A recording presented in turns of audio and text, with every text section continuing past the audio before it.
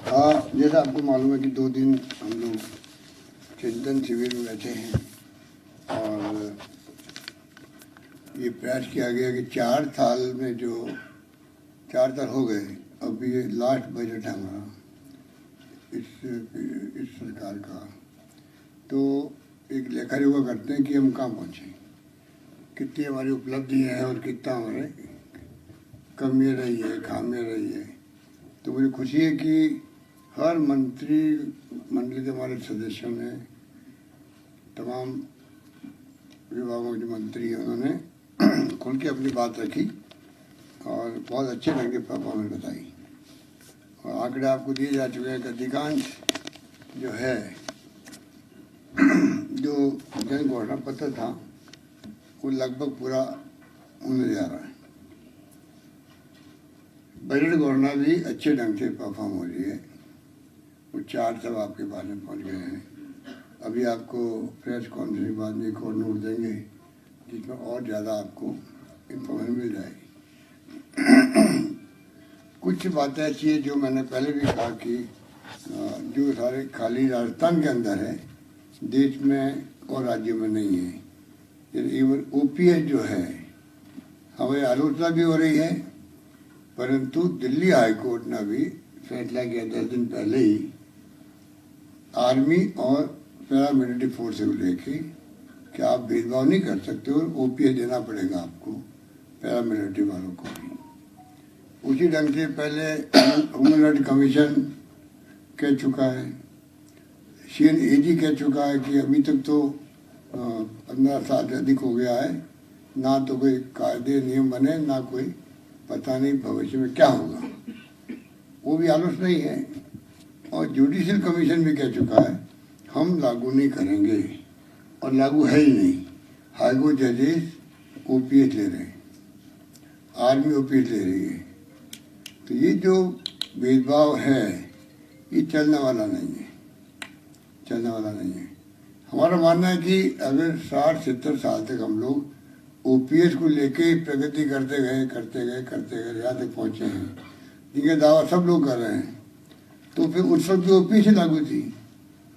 तो आप एकदम इनसिक्योर कर दो हमारी ब्यूरोक्रेसी को या कर्मचारियों को, तो कैसे वो काम करेंगे कॉन्फिडेंस से।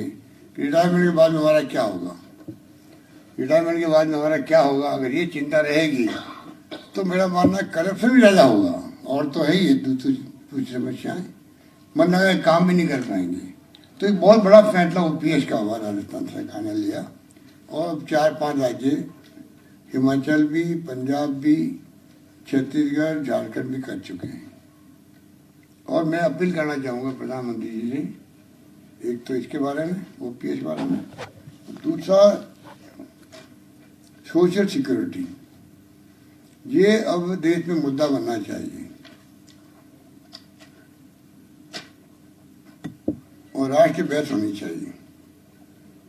जिस प्रकार डॉक्टर मनमोहन सिंह जी ने और श्रीमती सोनिया गांधी जी ने अपने वक्त में, जो यूपी गवर्नमेंट वक्त में अधिकार आधारित युग की शुरुआत करी, पार्लियामेंट में कानून बना करके right to information, Mahatma Gandhi NREGA, RTE right to education, right to food security, 2 रुपये किलो गेहूँ, 3 रुपये किलो चावल, ये तमाम जो अधिकार दिए थे, उसी प्रकार से वक्त आ गया है कि पार्लियामेंट में कानून बने राइट टू सोशल सिक्योरिटी। जैसे विदेशों के अंदर हर परिवार को जो नीडी हैं उनको वीकली पैसा मिलता है, जीवन व्यापन करने की सिक्योरिटी वहाँ पर है। उसी ढंग से जीवन व्यापन करते हर परिवार, BPL, non BPL, Antyodaya, NFSA वाले, सबको मिला लीजिए आप। तो उसके अलावा भी हो सकता है EWS वाले भी हों।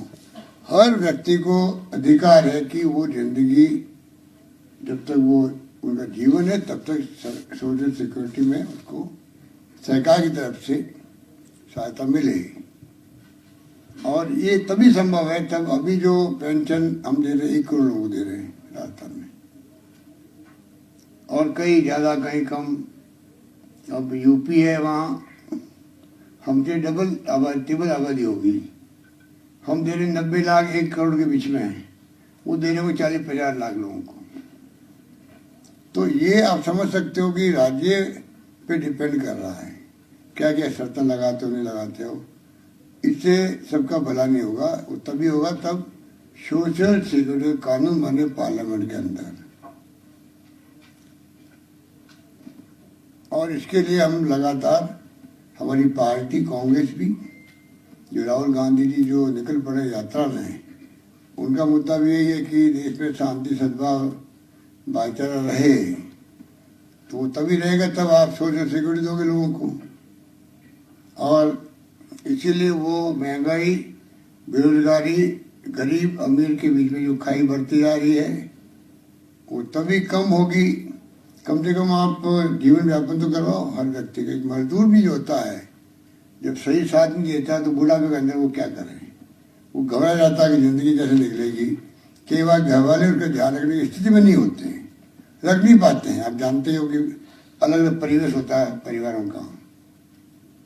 तो ये बात दिमाग में रही और इसके लिए आज हमने कैबिनेट में हाथ खड़े करवा के भी प्रस्ताव पास किया है सर्वसम्मति से कि प्रस्ताव हम बना के भेज रहे हैं कि राजस्थान गवर्नमेंट मंत्रिमंडल मांग करती भारत सरकार से आप इस प्रकार से इसको लागू करें, एक्ट बना के पार्लियामेंट के अंदर। हमारा मकसद ये है। दूसरा हमने जनरल डिस्कशन जो मैं बता रहा हूँ आपको, बाकी तो हर विभाग की समीक्षा हो रही है, बातचीत हो रही है, चर्चा हो रही है और क्वेश्चन आंसर भी हो रहे हैं आपस के अंदर। जिनको आशंका हैं वो अपना आशंका दूर भी कर रहे हैं। तो अच्छे ढंग से डिस्कशन, बहुत ही अच्छे माहौल में, अच्छे ढंग से, बहुत ही मैं समझता हूँ कि प्रभावशाली तरीके से डिस्कशन चल रहे हैं। विपक्ष के बाद में आलोचना करना कोई मुद्दा नहीं है राजस्थान के अंदर। इसलिए वो क्या कर रहा है, अब जैसे आप सब मीडिया साथी बैठे हुए हैं, आप मेरी भावना को समझ जाएंगे और प्रदेशवासी समझ जाएंगे। अब एसीबी अगर छापा नहीं डाले गए किसी राज्यों में, इसका मतलब वहाँ करप्शन है ही नहीं विपक्ष के हिसाब से। और हमारे यहाँ एसीबी 0 टॉलरेंस रख रही है करप्शन को लेके, 0 टॉलरेंस। उसको ये कहते हैं साहब बहुत करप्शन है।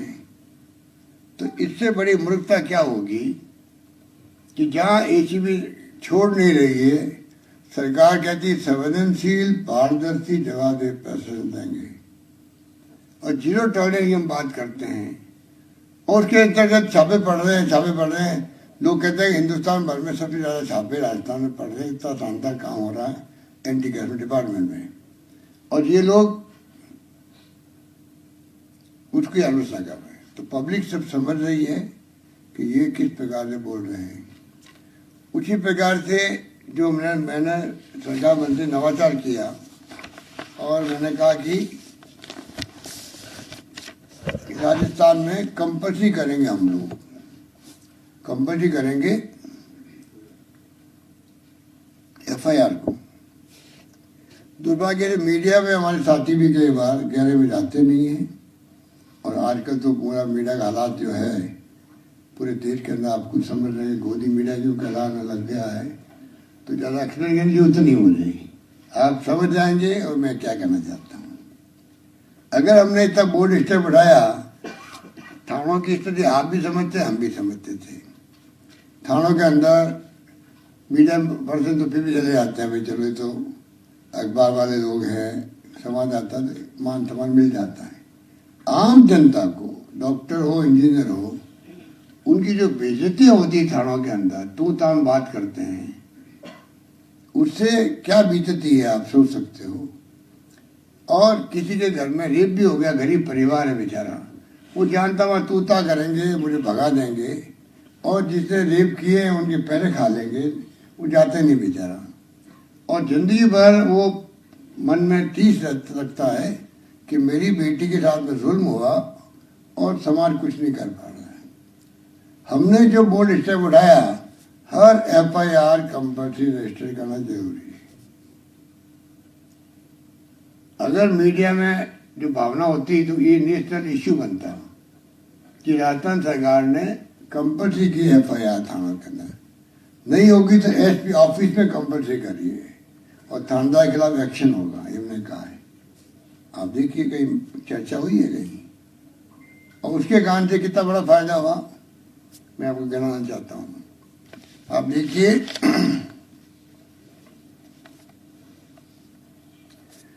FIR अनिवार्य करने के बावजूद भी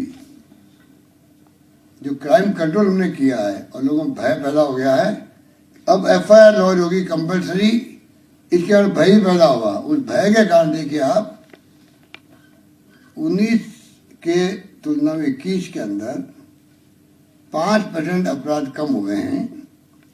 MP में, हरियाणा में, गुजरात, उत्तराखंड में, 17 राज्यों में और केंद्र शासित प्रदेशों में अपराध अधिक दर्ज हुए। गुजरात में अपराधों में करीब 69%, हरियाणा के अंदर 24% और MP में 20% की बढ़ोतरी दर्ज की गई। हमने कंपल्सरी की तब भी 5% कमी आई और इनकी बढ़ोतरी हुई है। ये आंकड़े मेरे नहीं है, NCRB जो भारत सरकार की बुकलेट निकलती है, नेशनल क्राइम रिकॉर्ड ब्यूरो,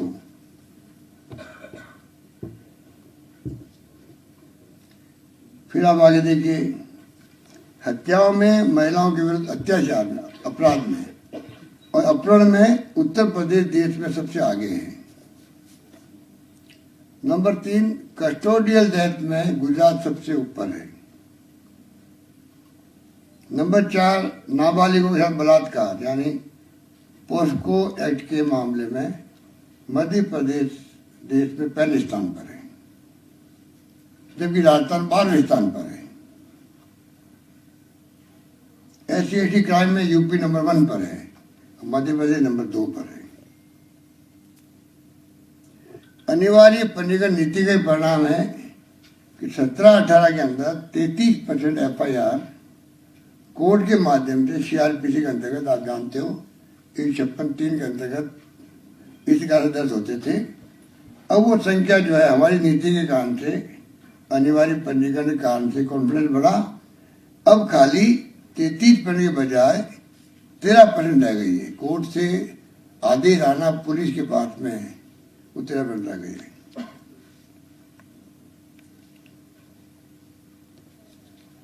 इसी प्रकार से आप देखिएगा 17-18 बलात्कार के मामलों में अनुसंधान जो है 274 डेज, 274 दिन लगते थे, आज 68 डेज लगते हैं, 68 डेज लगते हैं, सिर्फ 68 दिन। कहाँ 274 और कहाँ 68।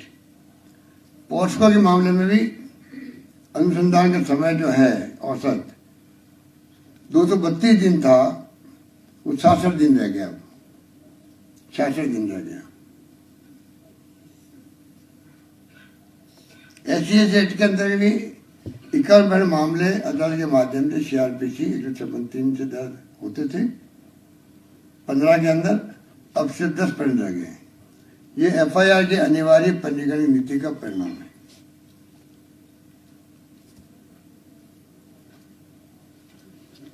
ये क्योंकि हमने कंपल्सरी कर दी, उसका कुछ लोगों ने फायदा उठाया और झूठी FIR दर्ज करने लगे, वो अलग बात है। उसके बावजूद भी हमारी नीति कायम रहेगी।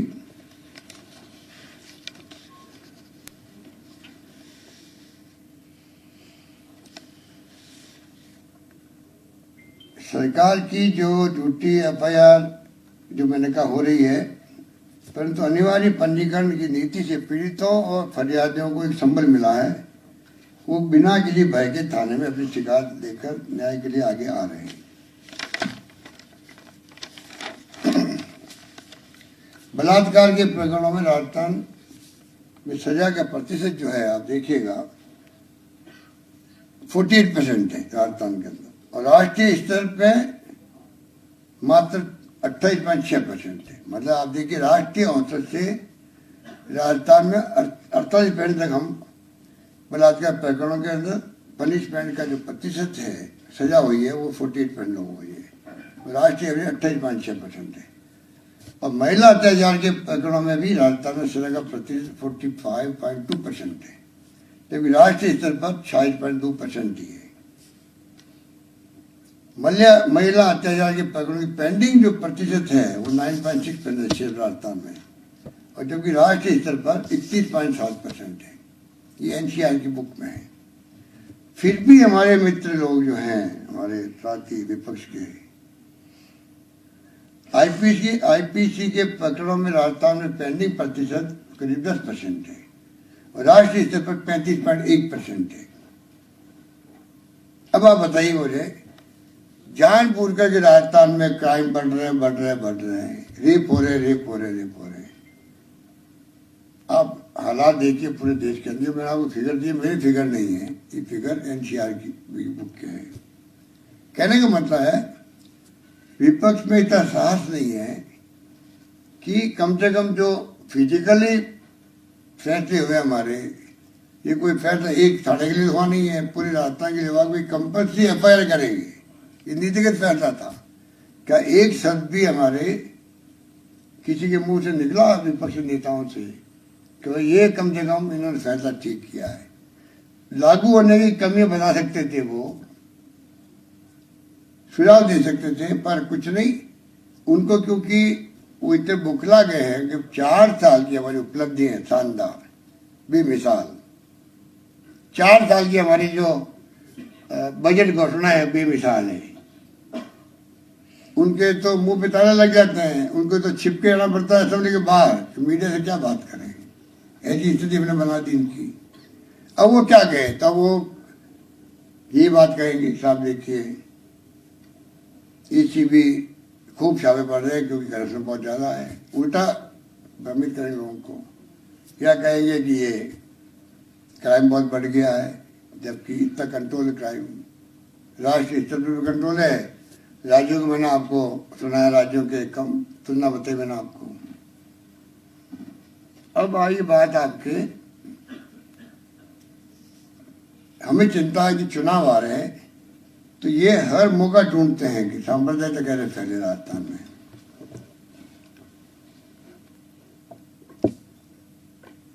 और इसीलिए ये जानबूझ करके हर चीज को उछालने का प्रयास करते हैं। उदयपुर, करौली, जोधपुर में सांप्रदायिक घटना हुई, खूब इन्हें उछालने का प्रयास किया, जबकि 2 घंटे में वहाँ 1 घंटे में निपट गया, वहां पर कंट्रोल कर लिया गया सांप्रदायिक तरह की घटना को करौली के अंदर। आप मैंने कई लोग तो करौली का मेरे ख्याल है करौली डरा दे आते हैं लोग पत्तेदार बन करके। तो लगता है कि पता नहीं आप कितने लोग बैठे हैं, आई डोंट नो, पर कौन कौन है पता नहीं। कोई है करौली का?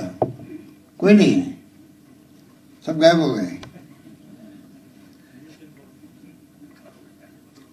तो पर करौली की घटना 1 घंटे में काबू कर ली गई। कन्हैयालाल हत्याकांड था, ये लोग था, बताइए, घटना होने के बाद में बेशर्माई से लोग हैदराबाद गए अपने कॉन्फ्रेंस भाग लेने के लिए, बीजेपी के नेता लोग।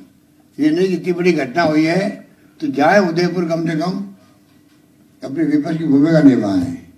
हम लोगों ने सारे प्रोग्राम कैंसिल किए, बने हुए दौरे कैंसिल करे, बीच में आए हम लोग जयपुर आए, और सेकेंड डे चीफ सेक्रेटरी को, डीजी पुलिस को, हमारे मंत्री चले गए, मैं खुद चला गया, परिवार वालों जाके मिले, किए, सांत्वना दी। और सबसे बड़ी बात है, उसी रात को दोनों मुजरिमों को पकड़ लेना,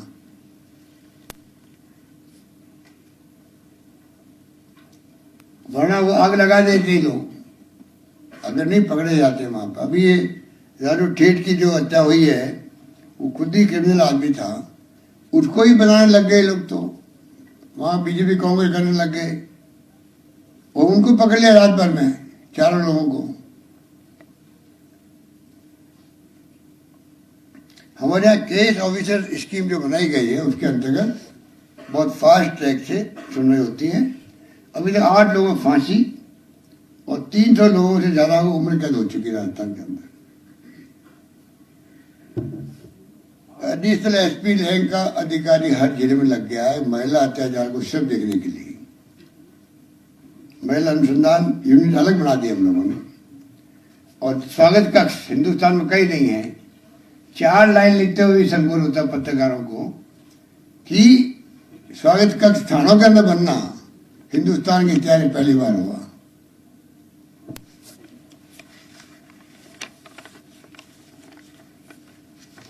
ये बार क्लब चलते रात को, सुबह 3-4 बजे चलते हैं, गली गली में खुल रहे हैं। वो तो बाद में देखेंगे हम कैसे रेगुलेट करें इनको। अभी हमने तय किया कम से कम रात को 11:30-12 बजे तब बंद करें। वो 12 बजे पहले अपनी दुकान समेट लें, जो कम से कम जाके आराम से घर पे लोग रह सके। और दारू की दुकानें जो है वो मैंने 8 बजे कह दिया है कि ऐसे जो जिम्मेवार होगा जहां दुकानें खुली मिल गई तो उसका असर पड़ा है राजस्थान के अंदर, बहुत बड़ा इम्पैक्ट पड़ा है राजस्थान के अंदर। हम चाहते हैं कि लोग सुख की नींद सोए, परिवार वाले, हर व्यक्ति की गांव में पत्नी है, बीवी बच्चे जो है शांति से रहें। ये हमारी सोच है, उसको हम लोग बढ़ावा देंगे। आपके ये पेपर लीक कल कहा था प्रताप सिंह जी ने, ममता जी का होगा आपको बताइए। आप हिंदुस्तान में पेपर लीक हर राज्य में हो रहे हैं। आर्मी में हो रहा है। आपके अभी 1 महीना पहले जुडिशरी में हो गया, हाईकोर्ट के पेपर लीक कोर्ट हो गए। हम जो है आगे बढ़ के पहला राज्य राजस्थान जो जेल भेज रहा लोगों को, पकड़ रहा है, उस तक पहुंच रहा है कि किसने किया, कैसे पेपर आउट किया, वहां तक पहुंच रहा है। कानून पार कर दिया असेंबली के अंदर। और अभी हमने उनकी प्रॉपर्टियों को भी बुलडोजर भेजे वहां पर तोड़ने के लिए, बर्खास्त कर दिया, अधिकारियों को बर्खास्त कर दिया। और बच्चे जो है जो इसमें पकड़े गए, डिब्बा कर दिया आगे एग्जाम देने से, सब कुछ कर दिया, उसकी चर्चा नहीं। और ये अपोजिशन वाले पेपर लीक के लिए प्रेस कॉन्फ्रेंस कर रहे हैं, झूठे आरोप लगा रहे अधिकारियों पर, नेताओं पर। इनके पास कहने कुछ है ही नहीं, सामान कुछ नहीं इनके पास। इसीलिए अमित शाह जब आए थे जयपुर तो मुझे बताया गया, सच्ची क्या है तो पत्रकार मित्र ज़्यादा जानते होंगे, उन्होंने इनको झाड़ा अपने ऑफिस के अंदर। जब इन्होंने कहा साहब ये सरकार कुछ नहीं कर रही, वो नहीं कर रही, क्या बकवास करते हो। सरकार को 4 साल में तुम लोगों ने एक आंदोलन खड़ा नहीं किया राजस्थान के अंदर। ये मैंने सुना है, सच्चाई क्या मैं उस पर नहीं जाना चाहता।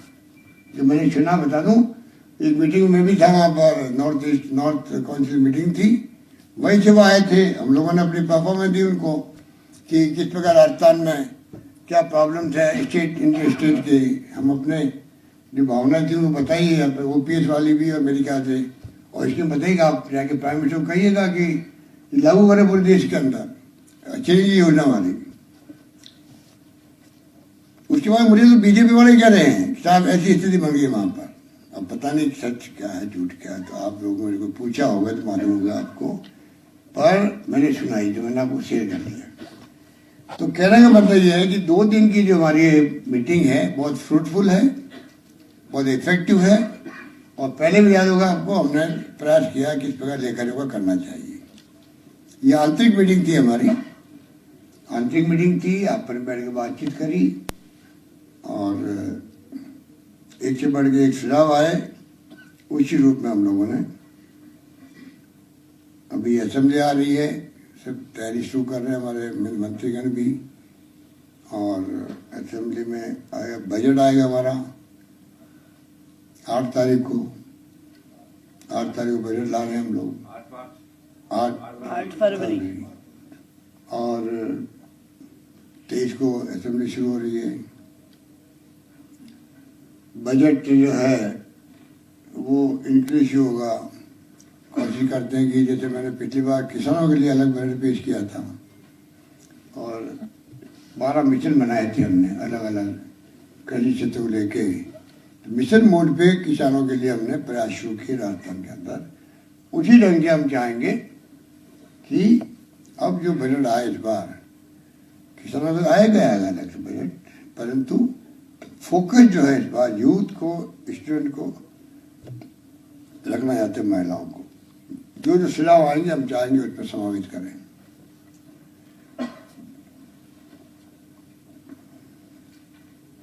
ठीक है, थैंक यू।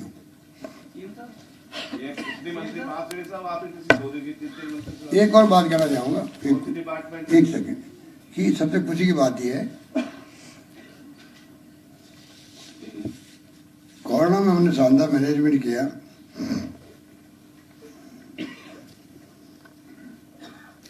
अभी हमने भी कहा कि जो ये अनैतिक काम करेगा कोई कर्मचारी, और जिस प्रकार भ्रष्टाचार तो करेगा ही करेगा, अनैतिक कार्य करेगा और अपने जानबूझ करके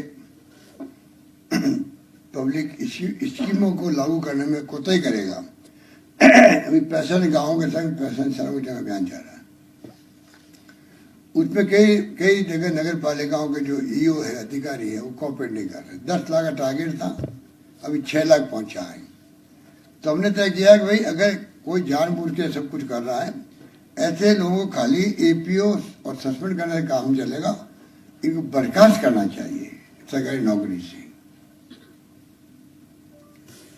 सबसे खुशी की खुशखबरी ये है कि अभी राजस्थान की जो स्थिति है देश के अंदर, हमने हर क्षेत्र में जो बजट पेश किए थे, लागू बजट पेश ही नहीं किए, हमने लागू भी किया, उनको इम्प्लीमेंट किया है। जो हमारे पूछ रहे थे हमारे नेता प्रतिपक्ष की, पैसा कहाँ से आएगा, पैसा आ भी गया, पैसा खर्च भी हो गया, टेंडर निकल गए, वर्क ऑर्डर दे दिए, ऑफिसर खुल गए, तहसील, उप तहसील, एसडी ऑफिस, नगर पालिकाएं, महाविद्यालय, गर्ल्स के, बॉयज के, यूनिवर्सिटी, जो भी करना था हमने, जो वादे किए हमने निभाए। हर क्षेत्र में प्रगति की है, पानी, बिजली, शिक्षा, स्वास्थ्य, सड़कें, उसी जीडीपी बनती है। और उसी कारण से आज देश के अंदर नंबर 1 पर है आंध्र प्रदेश 11.4% और राजस्थान है 11.04%। दूसरे नंबर पे देश में विकास की दर जो है वो राजस्थान की है। इस बात की हम सबको प्रसन्नता, गर्व होना चाहिए। बताइए।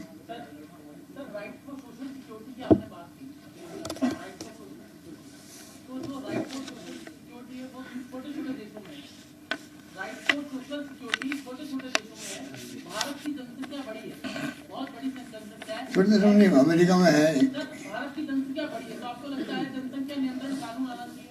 क्योंकि बीजेपी के नेता भी लगातार डिमांड कर रहे हैं। क्या डिमांड कर रहे हैं? जनसंख्या नियंत्रण कानून की बात कर रहे हैं, क्योंकि उसके बिना संभव नहीं है सर। सोशल सिक्योरिटी की आप बात कर रहे हैं, आपने कैलकुलेशन की दिखती है। देखिए, अमेरिका में है, इंग्लैंड में, सब जगह है, सब राज्यों में है। और सुनिए आप आगे, अगर आपने क्वेश्चन किए ही है तो जवाब देता हूँ आपको। ओबामा किया अमेरिका के अंदर, फेल हो गई, और हमारे चेंज योजना दौड़ रही है। ठीक है, और कोई? कृष्ण गोपाल शर्मा सर, मेरा सवाल ये है कि जो 2 दिन का मंथन आपने चिंतन किया है, जो जितने भी सुझाव आए हैं, तो उससे कोई आपने कोई प्रस्ताव या कंक्लूजन तैयार किया है, कोई रोड मैप तैयार किया है जिसपे आगे काम होगा और फिर से इसका रिव्यू किया जाएगा? अभी तो मीटिंग चल रही है, उठ के आया आपके लिए, और उसके बावजूद भी रोड मैप भी तैयार दिलो दिमाग में सबके हुआ है। असेंबली आ रही है, उसमें आपको दिखाई देगा, और आप निश्चिंत रहे कि 4 बजट 5वां बजट आ रहा है, तो फिर आप उसका इंतजार भी कीजिए, रोड मैप आपको और मालूम पड़ेगा। क्वेश्चन ये है, तो एक मिनट भाई, 2 दिन तक आप रेफरी रहे, 2 दिन आप रेफरी बने यहाँ पे, कितने मंत्री फर्स्ट डिवीजन पास हुए, कितने सेकंड डिवीजन आए, कितने थर्ड डिवीजन आए? कोई सप्लीमेंट्री हो गई? हमारे मंत्रियों के बारे में मैं आपको शेयर करूं, जोरदार मामला भाई। हमारे मंत्री एक से एक अव्वल है देखिए, और उसी ढंग से काम करने वाले लोग हैं। बहुत जम के काम सबने किया है, परफॉर्मेंस और उनकी व्यक्तित्व उभर के आया है, इतना मैं कह सकता हूँ। अभी जो मैं सुन रहा हूँ सब मंत्रियों से, तो मुझे लगा कि बहुत कॉन्फिडेंस है उनके अंदर काम करने का, पकड़ है अपने डिपार्टमेंट के अंदर, उसी ढंग से काम हो रहा है। खाली एक मुख्यमंत्री नहीं काम कर सकता है। बजट पेश करना एक बात है, इम्प्लीमेंट करना दूसरी बात है। इम्प्लीमेंट तब होता है जब मंत्री लोग सब कॉपरेट करते हैं, अपने विभाग में पकड़ सकते हैं। सवाल है, क्या बोल रहे थे मुख्यमंत्री महोदय, 4 साल आपके सरकार के सामने बहुत सारी चुनौतियां आई और आपने बखूबी उसका मुकाबला किया। आगामी 1 साल में आप सबसे बड़ी और कौन कौन मुश्किल आएगी? सबसे बड़ी किस चुनौती को समझते हैं और उसके लिए आपका रोड मैप बताओ। मैं कोई चुनौतियां तो आप समझते हो, मैं तो समझता नहीं चुनौतियों को। मैं तो बिल्कुल गवर्नेंस करनी है, जो जिम्मेदारी होती है उसे निभाता हूँ मैं पूरी ईमानदारी से, निष्ठा से, समर्पित होकर और पब्लिक इंटरेस्ट के अंदर। मेरा देश जिंदगी का यही है, मैं आम जनता के लिए क्या सेवा कर सकूं, अंतिम व्यक्ति तक मैं कैसे पहुंच सकूं, सोशल सिक्योरिटी में कैसे लागू कर सकूं, कोई भूखा नहीं सोए। मैंने कहा था कोरोना में, पूरे प्रदेश वासियों ने उसको निभाया और बहुत कामयाब किया उसको। और सुप्रीम कोर्ट को बोलना पड़ा कि देश में कोई भूखा नहीं सोना चाहिए, सुनिश्चित करे केंद्र सरकार। ये हमारे सरकार की भावना थी, सुप्रीम कोर्ट ने प्रकट की, मेरे लिए गर्व की बात है। चिंतन और मंथन के बाद सर ये राजस्थान की मुखिया है, और राजस्थान के मुखिया होने के नाते आपका छोटे छोटे मुद्दे पे जैसे कोई लैक रह जाता है तो उसके लिए पड़ोसी राज्य को ये कहना कि भी वहाँ पे इतना होता है, एमपी को होता है, तो उस पे आप क्या कहेंगे? जैसे राजस्थान के आप मुखिया है और कोई बात होती है तो उस पे आप ये कहते हैं कि भाई यूपी में ये हो रहा है। मैंने तो नहीं कहा, मैंने कहा आपने कहा यूपी में ना कुछ नहीं कहा। मैं तो कहा एनसीआर बुक में क्या लिखा हुआ वो बताया आपको। मैं नहीं कहता हूँ, तो मैंने, आप ठीक कह रहे हो, मुझे मेरी नारी की चिंता करनी चाहिए। वो तो मैंने कहा कि एनसीआर की बुक में लिखा हो, मैंने आपको खाली कोट किया। मुख्यमंत्री जी 2 सवाल है मेरे। सवाल पहला ये है कि आप गुड गवर्नेंस की बात करते हैं, हमने एक खबर की है, हम घाटगेट से रामगंज तक गए, वहाँ सारे बरामदे चौक हैं सर, कार्रवाई और जगह हो जाती है लेकिन वहां नहीं होती है। हमने इस पर विपक्ष से भी बात की, अभी आज ही सुबह बात करी थी, उन्होंने तुष्टिकरण का आरोप सरकार पर लगाया। वहीं सर अभी सड़क सुरक्षा सप्ताह चल रहा है, लेकिन ऐसे इलाकों में जो अल्पसंख्यक समुदाय के इलाके हैं वहां पर कोई इस तरह की सड़क सुरक्षा जैसा कुछ नहीं हो रहा है। रामगंज में सर पॉइंट नहीं है ट्रैफिक पुलिस का, लोग बिना हेलमेट जाते हैं, जिंदगी से खिलवाड़ हो रहा है। देखिए किस गली मोहल्ले में क्या हो रहा है, वहां तक आप पहुंच गए, बहुत अच्छी बात है। बहुत अच्छी बात है कि आप जाके एक गली देख के आ गए और आप जरा क्वेश्चन मुझसे कर रहे हो विपक्ष क्या कह रहा है। विपक्ष के डीएनए वही है जो वो कह रहा है। मोदी जी ने भी अभी राष्ट्रीय कार्यकारिणी की बैठक में बोला है कि जीत का मंत्र दिया है, कहा है कि मुसलमानों के बीच में जाए बीजेपी, अनाप शनाप ना कहे मुस्लिमों के लिए, और जो केंद्र सरकार की योजनाएं हैं वो ज्यादा से ज्यादा मुस्लिमों को दें। इस चीज पर फोकस किया है मोदी जी ने अभी कार्यकारिणी की बैठक। ये बात बताओ जो अभी क्वेश्चन पूछे थे ना, विपक्ष कह रहे हैं तुष्टिकरण कर रहे हैं, उनको बताओ। सर ये चिंतन और माफियाओं के बाद अमृत जो निकल के आया है, चिंतन और मंथन के बाद जो अमृत निकल के आया है, उसे क्या मानते हैं, कौन सा क्या खास इसमें पॉइंट? अभी तो मैंने कहा अभी मीटिंग चल रही है भैया, उठ के आया हूँ बीच में। एक और काम उन्होंने किया अभी उत्तराखंड के वक्त में, जब त्रासदी आई थी बद्रीनाथ केदारनाथ के अंदर, तब हम लोगों ने नौकरी दी थी सबको, जो परिवार वाले राजस्थान के लोग थे और जो चल बचे, उसमें हमारे नेविजन सेन भी थे जो पीसीसी में हमारे काम करते थे। तो सरकार बदली तो जिनकी नौकरी लगी हुई थी, उस सरकार ने उनको वापस निकाल दिया और उस स्कीम में रोक लगा दी। हमने वापस कहा कि स्कीम को वापस लागू करेंगे और तमाम उन परिवार को नौकरी देंगे जो परिवार उस वक्त में दुनिया से चले गए। पेपर माफियाओं के खिलाफ सख्त कानून भी बना और चुनावी साल के अंदर केंद्र सरकार जल्दी केंद्रीय मंत्रिमंडल में रीशफल करने जा रही है। राजस्थान में भी क्या मंत्रिमंडल, ये आपको बताऊं मैं आपको बताऊंगा करूंगा कि नहीं करूंगा, करेंगे कि नहीं करेंगे। और केंद्र सरकार आपको कहा उन्होंने आगे वो करने जा रहे हैं? जरा केंद्र सरकार में न्यूज आई है। सर एक सवाल है सर, पेपर लीक मामले में सर सख्त कानून भी बन गया, उसके बावजूद भी सर ये सिलसिला नहीं रुक रहा, पूरी सरकार का मंथन था सर, कोई पता लगा कि वजह क्या है सर?